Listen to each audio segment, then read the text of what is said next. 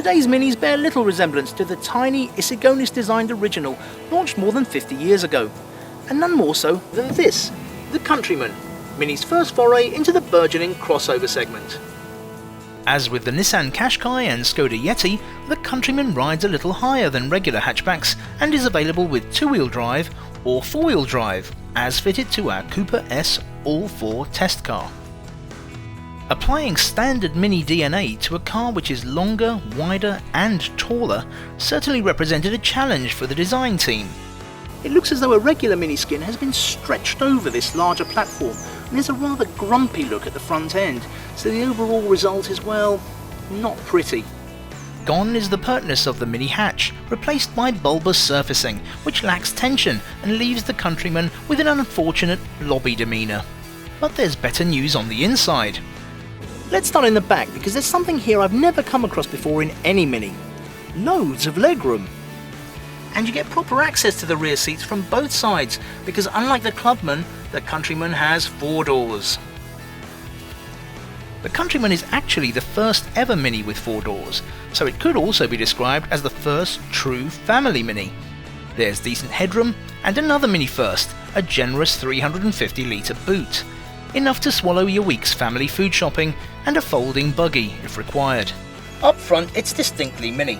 The massive central speedo dominates the cockpit, but it also houses the sat-nav and multimedia display.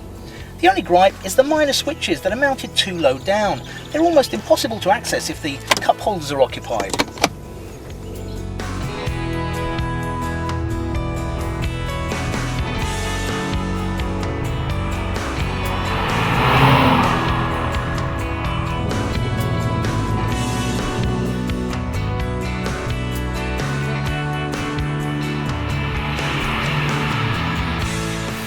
Behind the wheel, you soon forget how big the Countryman is.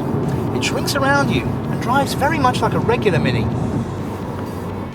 The Cooper S model is also endowed with a fair turn of speed, dispatching the 0-62 sprint in under 8 seconds, on its way to a maximum of 130 miles per hour. The steering is quick and sharp, and there's plenty of grip, but the ride does get a bit jittery over potholes.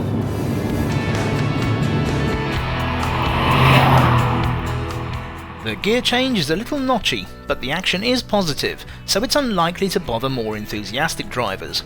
But if you're looking for a relaxing time behind the wheel, the firmly sprung Cooper S may not be the one for you.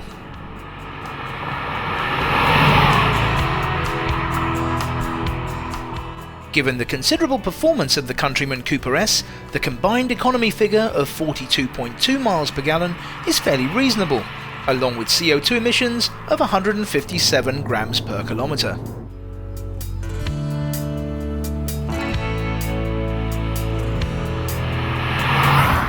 Equipment levels are modest given the £22,500 asking price for the standard car.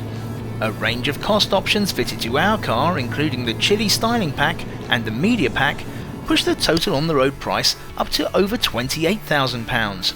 But this is nothing new to Mini buyers. So Mini's take on the crossover is to keep the emphasis firmly on fun, and to that end, the Countryman is right on the money. It may not suit all tastes, but it's currently accounting for 1/4 of all Minis sold, so clearly buyers are already giving a thumbs up to this maxi Mini.